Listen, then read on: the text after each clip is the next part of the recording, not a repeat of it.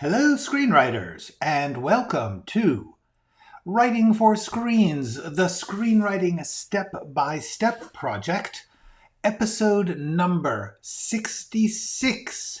My name is Glenn Gers, and I am here every Monday through Friday, if I can make it, at 3 p.m. Pacific Standard Time, taking you through my process of writing a script, a TV drama pilot, from rough idea through finished draft, letting you look over my shoulder as I chop away at it, as I march along the path, step by step, scene by scene, in the hopes that I could demystify this process, not even showing you the only way to do it, not even showing you the right way to do it, just showing you that I can try this way. This is the way I do it. I have done it before. I have done this for 25 years professionally, and at least I'm showing you how you can get it done. Then you can figure out what works for you, take what you can use, throw away anything that is not helpful. That is what you have to do as a writer. While you are watching this, if you want to ask me a question, if it's live, ask me a question right here in the chat. If you are not live, if you are recorded, then you can ask me a question by going to writingforscreens.com, the website that I have engineered for your purposes. You can contact me by clicking on the Contact Me button. You can also contact me by commenting in the comment section of this or any video on my channel. That comment goes directly to me in a secret subterranean YouTube system by which they send me all the comments, and I will try to reply to every single one. If I cannot answer you there, I will try to answer you here. If I cannot answer you either one, I truly apologize, but doing the best I can. Well, looks like a bunch of people are here. Hello, Double Naught. This is Kitschy, Mally MFC, Ellen Greenberg, Foam Heart, 99 Precinct, all sorts of regulars here. Isn't that lovely? That's just spectacular for me as I proceed scene by scene. Yesterday, we were trying to rough out this scene where Madeline is mourning and trying to figure out what to do and ends up getting stoned. I just roughly brainstormed that, tried to work in the outline a bit. Tried to get some basic ideas down on the page in a rough, messy fashion. Today, we are going to try and make that more into a scene. I did a little bit of thinking about it. So let's take a look, because I jotted some notes in the outline. Here we go. How's that looking? How's that? Oh, look at that. There we go. Okay, so one of the things I realized when thinking about this was time. The purpose of this scene, the key element of this scene, is that Madeline is going to get stoned and be out of it when Dundosky breaks in and Norman comes to rescue her. That is the key. If we had to say there's the one thing that we have to accomplish, and this is a thing to remember, it is you are always asking, what do I have to accomplish in this scene? What's the thing I have to get done? That if this scene is going to serve its purpose in the story, it's got to do this one thing above all others. The thing that this has got to do is get us Madeline in that position where Dundosky can think he can sneak in and Norman can save them. That is key. Now, the problem is I had conceived of that as happening at night, partly because then Norman has to stay the night. If it's the middle of the afternoon, he doesn't have to stay the night. So therefore, this has to end up at night. But here's the problem. Thank you. we work on this. We get it. I'm sorry. I was saying, Ellen said, it's a great spot for my little face bubble here. There we go. So I've been having problems blocking the dialogue. Okay. So here's the point. We need to make this happen so that at night, Dundosky breaks in and Norman shows up. Here's the problem. Norman left town the night before, and then we see her showing up that morning. Now, that means it's an overnight drive for Norman, but that's not true because I had deliberately put Norman in Akron, just like an hour away. And Dundosky was like 5 hours away by driving, if you drive on meth. So the timing here is not making sense. I suspect that this, because we need to have this end up in the evening. So I suspect that the point is it's not overnight, that we do not do that scene where she comes in the morning. That lovely scene that I wrote so nicely is going to turn out not to make any sense because the cops left her there and she's been there all day. And that just doesn't make any sense. It doesn't make any sense that she would go home, come back. Meanwhile, Norman's been, quote, driving all night and he doesn't show up until 24 hours later. This is a problem. I have said to you repeatedly that you do not have to overthink the logic. You don't have to make sure that every little thing that the proper credit card procedures are being used when someone is purchasing something. That doesn't matter. The audience doesn't care about that, but they do care about the story. And this is about the story because what we are saying is something is happening and you're changing from day to night to day to night. And that is confusing. That is confusing the story. So that is why I am worrying about it. So I believe that what we are going to need to do is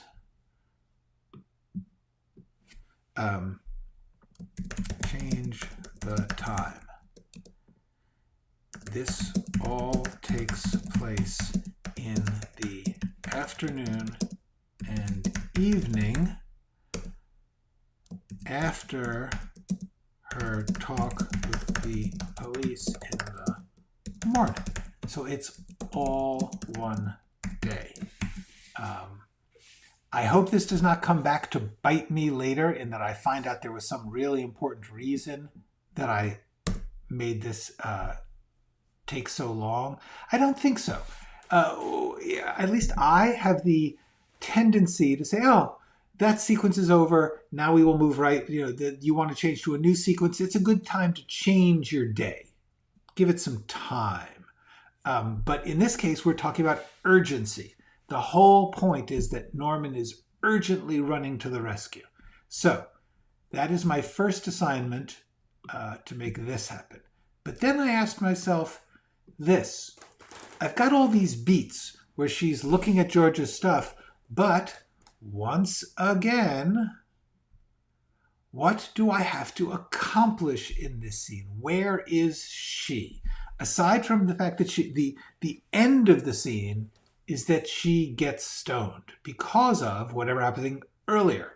And I am not clear on what she has to do before. Like, she's got too many different moods. She's got her morning sadness, mourning with a U.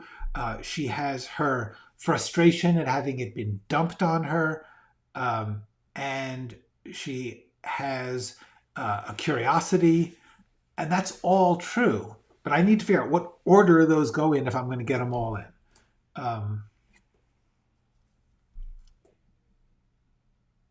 And the main thing is, what does she have to do right now? See, that's the question. What does she have to do when they leave her? Like, she has come there.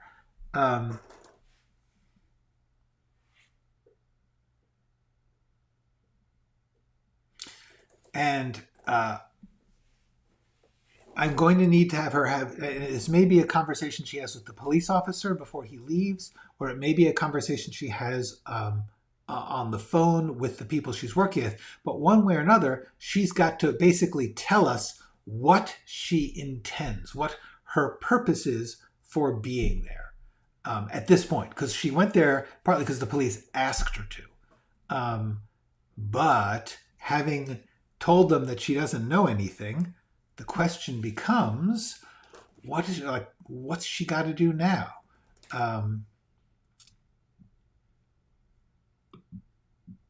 And that is, yeah, exactly. Once again, talking to work,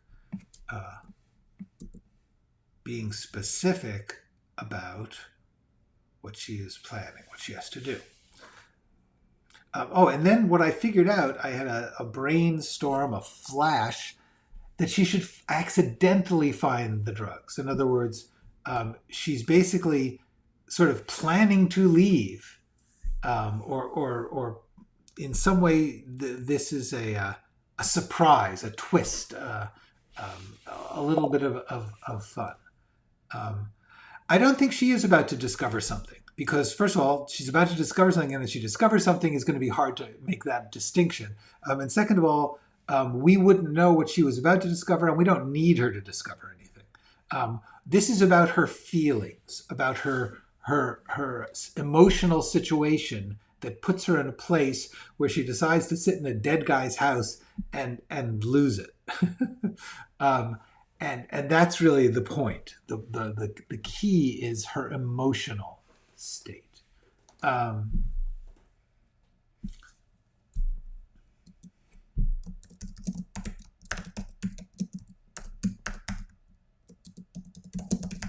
Pick one. Okay.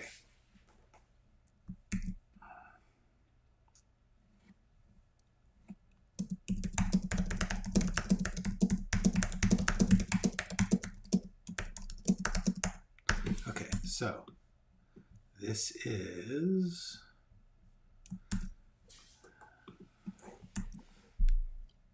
Okay, what does she have to do right now?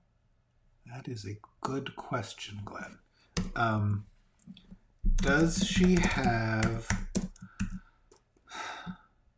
legal obligations? I don't think so. I don't, and she has to decide what to do with all his stuff. That she does, but what she's sort of deciding is that I'll deal with this later. I don't have to stay here to do this.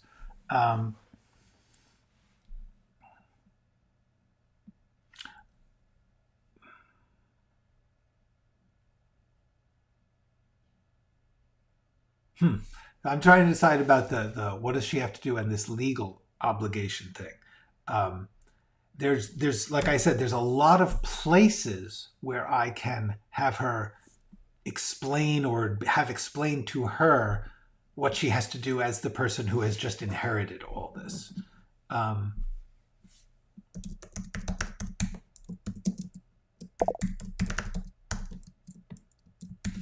Okay. She could have a talk with a neighbor, but I kind of don't want to add a character, especially since she could have a talk with her work people who we've already established and who are part of her life. This is sort of a key thing. This is a good one. This is a biggie.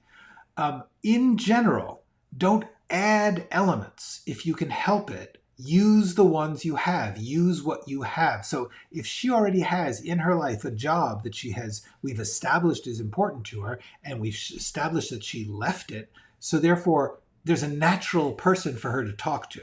So you wouldn't want to add elements. This is actually a key marker of amateur scripts.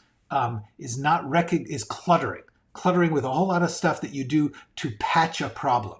I'm going to actually make this a note to myself here. Cluttering and patching in scripts. I'm going to make a video about this because it is a key thing. It's such a vital, useful thing.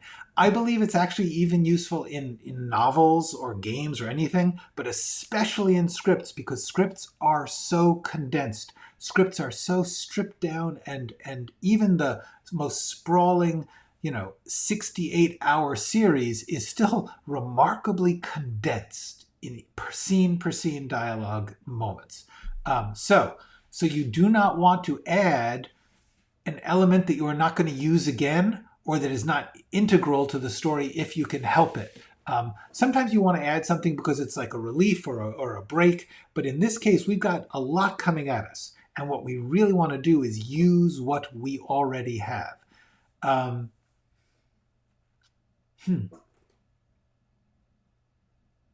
There's just so much, actually. What's happening is that my mind is racing with all the things she can do. She can, and first of all, I do like the idea of her talking to George, but I believe that is the height of her emotions. You know, we talk here about her emotional state. I believe she goes from talking to a work person to talking to George. So that's actually a decision I just made.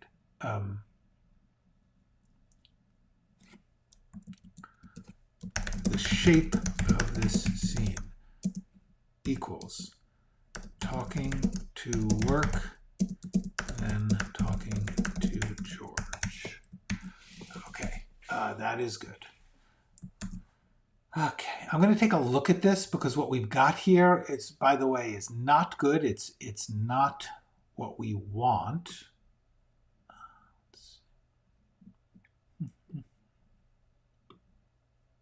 Yeah. Oh, interesting. Okay. I was just trying to resize things, see if I could get it. But no, you're just always going to lose a little bit of the of this page when my face is in the way. Okay, so I'm just quickly reading what we have.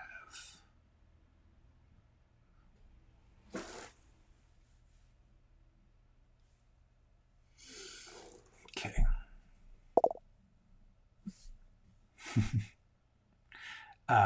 Fair question, not a problem.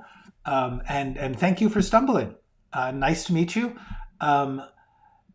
And forgive me if I pronounce your name improperly, Wakar Ahmed.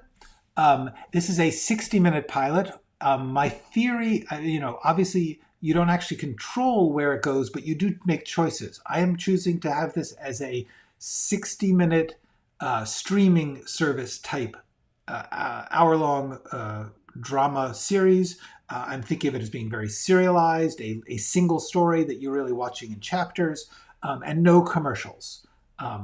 If it goes on to Hulu, which Hulu and I believe Paramount Plus, there are certain companies that leave space for commercials, but they also take them out for the streaming version, the paid streaming version. In Hulu, you can buy a cheaper version with commercials or more expensive version with... Anyway, none of that matters because I'm not selling this. I'm just showing you how it's done. But you do make a choice. You do say, I'm choosing to make this in sections with commercials. I am not. I am thinking of it as a unified 60-minute drama pilot. Okay, so here's the thing. We left, I just have to run back to see. We left Madeline way back here. I'm just rolling and rolling and rolling and rolling and rolling. The last time we saw Madeline, many pages ago. Okay.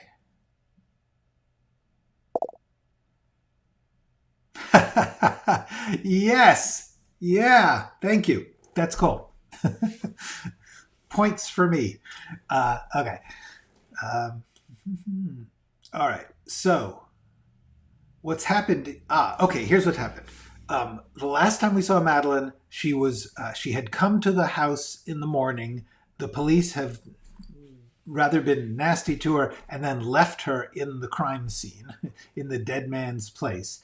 Xena has then called her. I forgot about that. That was funny. It's interesting when you just see stuff that, I wrote this like 2 weeks ago, completely gone from my head, which is what you want, by the way. You want to get distance from it so you can look at it like someone else wrote it. Okay.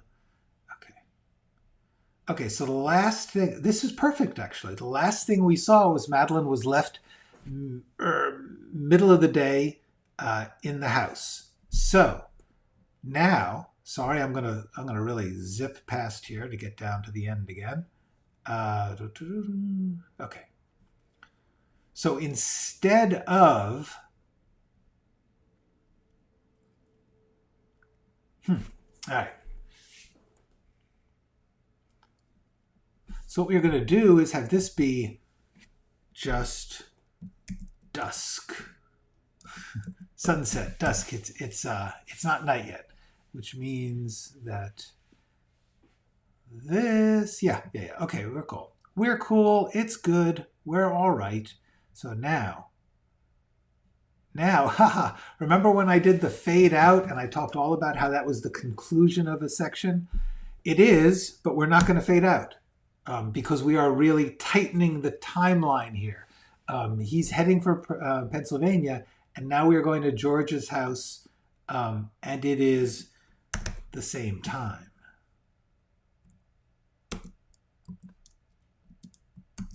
Uh-oh. Okay, this is a tricky part. Okay. We have a problem. Houston, we have a problem. Here's the problem. Time-wise, Dundosky needs time to get there.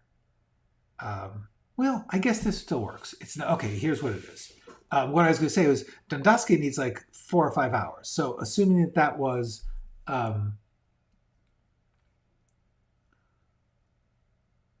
sorry, I'm reading and trying to figure out just the... I hate this time shit. Dundosky left a couple hours ago because Norman has been trying to reach Madeline. Okay. So that's what was happening here. But that could have taken a couple of hours, a few hours, which means when he gets on the road, Madeline has been in the house for a while. Oh, gosh. I really loved this little bit. See, you have to kill your darling sometimes. Remember this bit here? All that nice writing. Delete. Okay.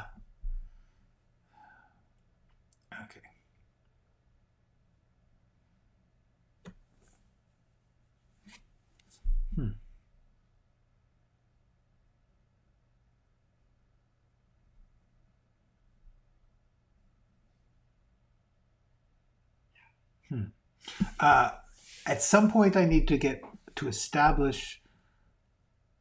It seems like if we've been spending hours there, she wouldn't be talking to work. Work is closed. I mean, yes, corporate life, you often are working after hours, but I don't particularly want to convey that. There isn't that sense of urgency in her work. So I'm just going to put a little space here to tell myself this is the spot where I have to start thinking, where I have not got it. Okay, so what I'm now trying to do is replace that scene of Madeline coming in with what would Madeline be doing that evening,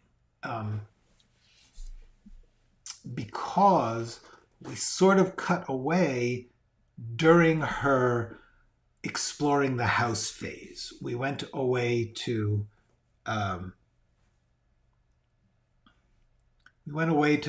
follow Zena and get that whole plot going.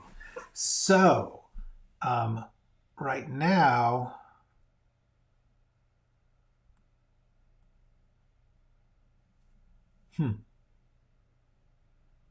well, I guess she could be talking to work. We're going to need her to talk to work.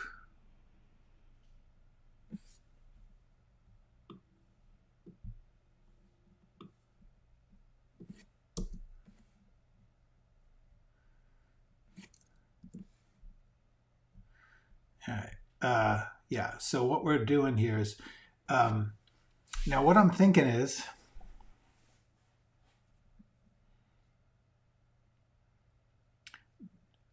she's going to need to eat, and as I believe Foamheart pointed out yesterday, she is not going to want to eat food in the house where somebody was poisoned by their own food. So what I was just trying to think is there's two choices. One is she, and this might be fun. Here's possibilities. Let's go to the outline, because now we have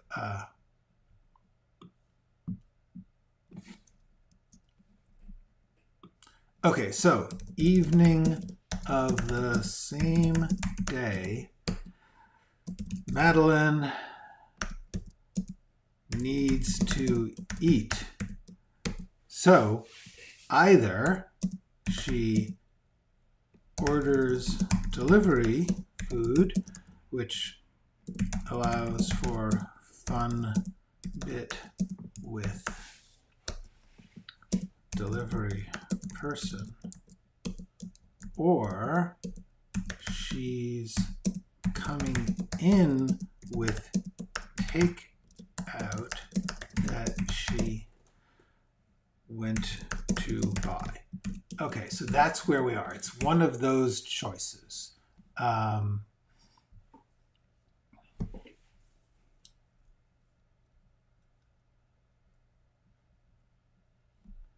this is actually a question.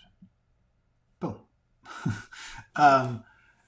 Okay, so I'll tell you, I'm wrestling with this partly because I think I might do a thing that I just told you not to do. Because the delivery person bit would actually be really cool, but it's a stray person. And I just said you should try to use the people at work, but you know what? Maybe I just can't.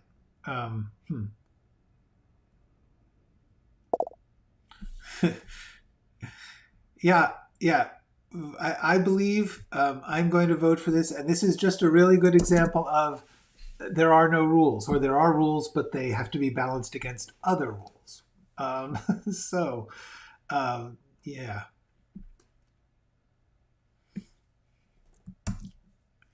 So I think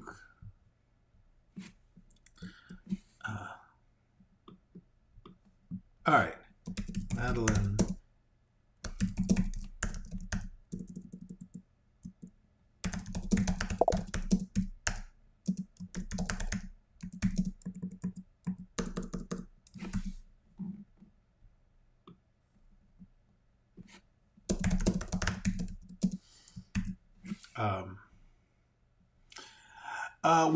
Work is hours away. Work is in another city.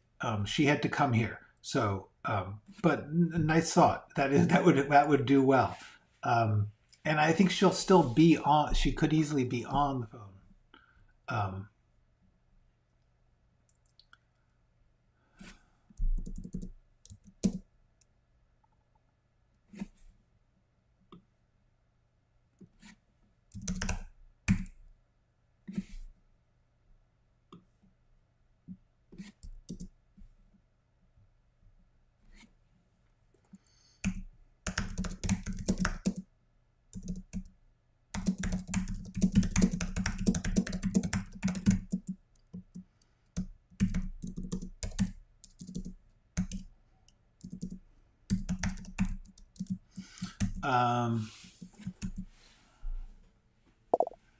Now, yeah, I was going to do that, but that's adding a whole step because we'd have to have a time jump where we can see her go to the pantry and look for food and then. But I think it's just easier if, in fact, this is just something that the. Here, I'll show you what I had in mind.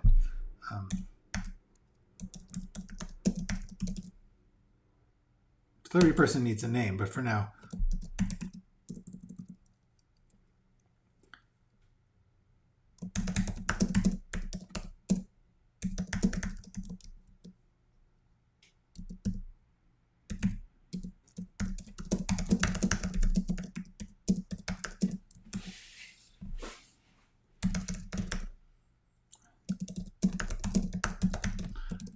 Basically along that lines.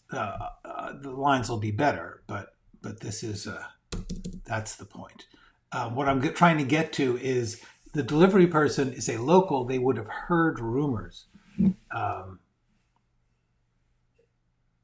But I have to get to that after getting to this. What I was thinking of is, I'm just thinking, is George old-fashioned enough to have personal papers? Like, wouldn't it be on his home computer? And is there a value to that? For the moment, I'm just going to ask that as a question of myself. Should this be papers or computer?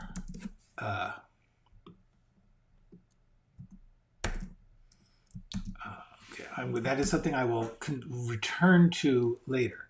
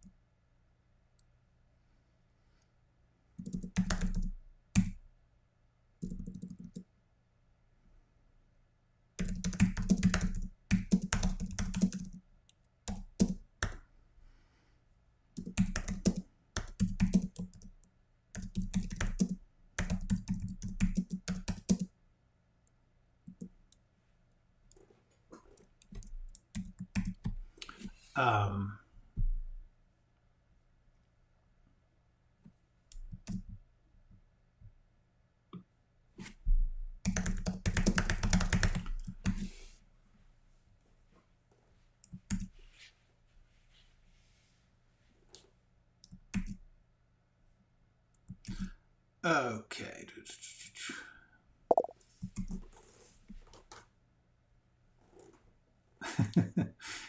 But that's a lie. That's blaming the victim. No, we have an opportunity here to talk about the small townness of it, the fact that the rumors of a murder would have circulated widely. All right.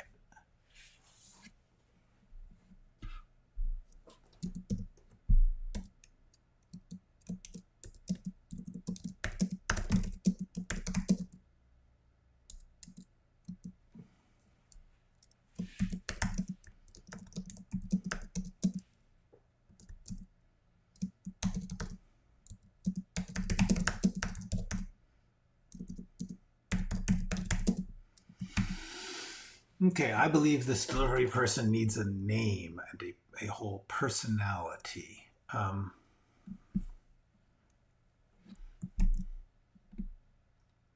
Delivery person is probably going to be young. Well, this also brings up the question, how techie is this? Did she order by an app?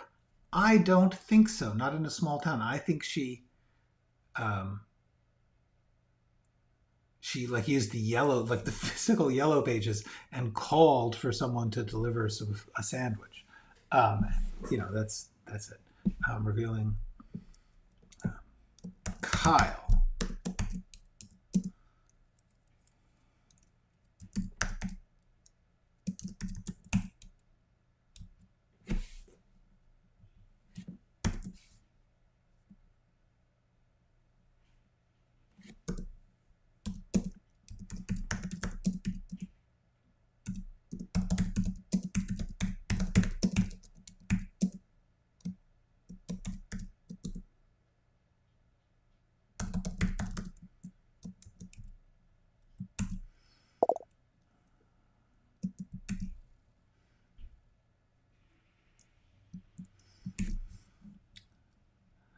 Yes, yeah, it's possible that there was indeed something. I am not sure that we're going to have the time to get into how she did it. Maybe we will. It'll depend.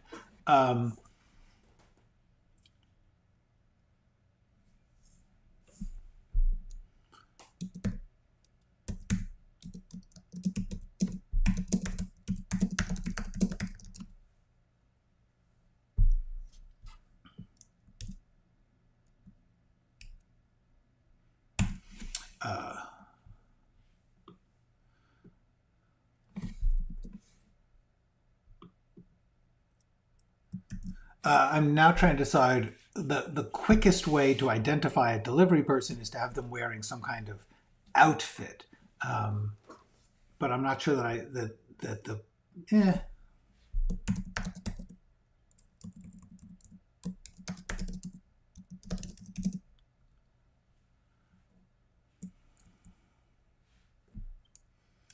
Some of this is stuff I will refine later. I'm just trying to get it.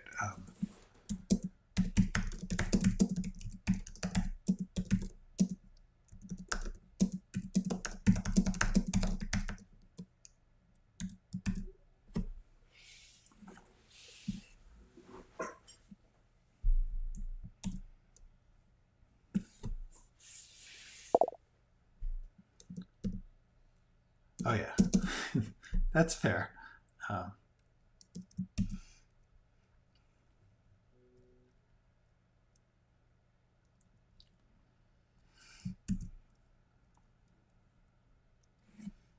Um, let me see.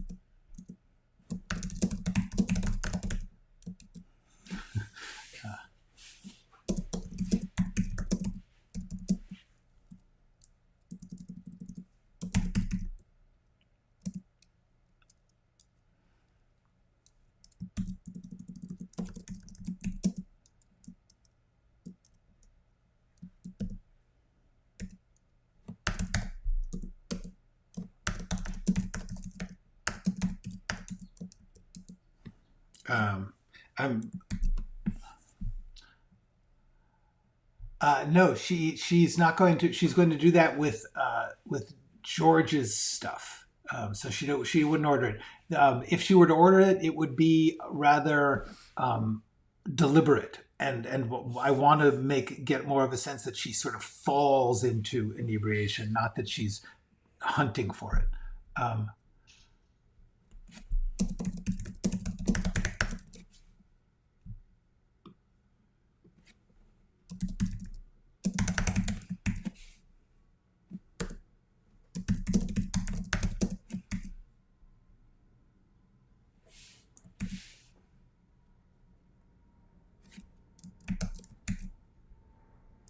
uh,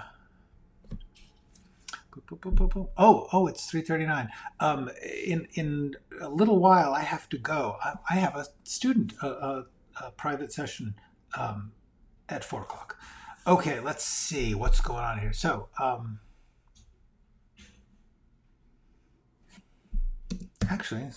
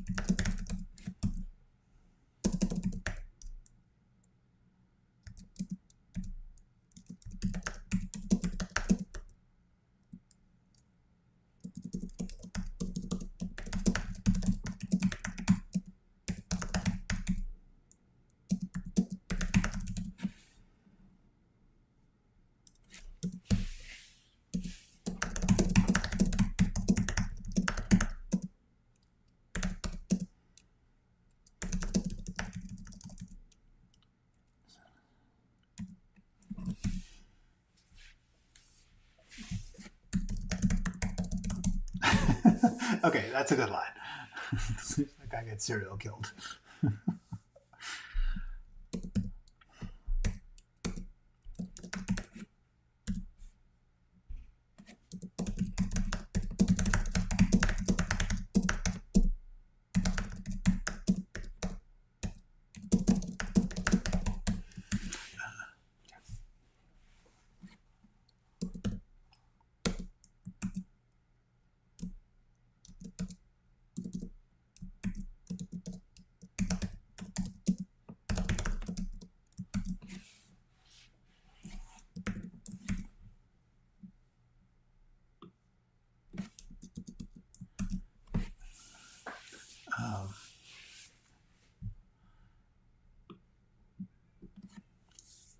Thus taken.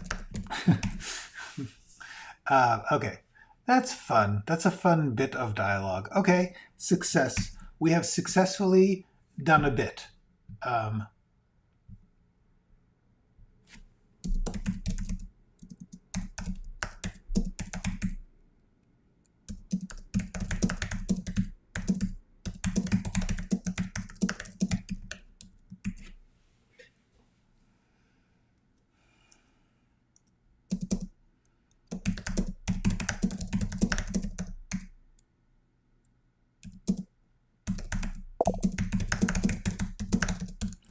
All right.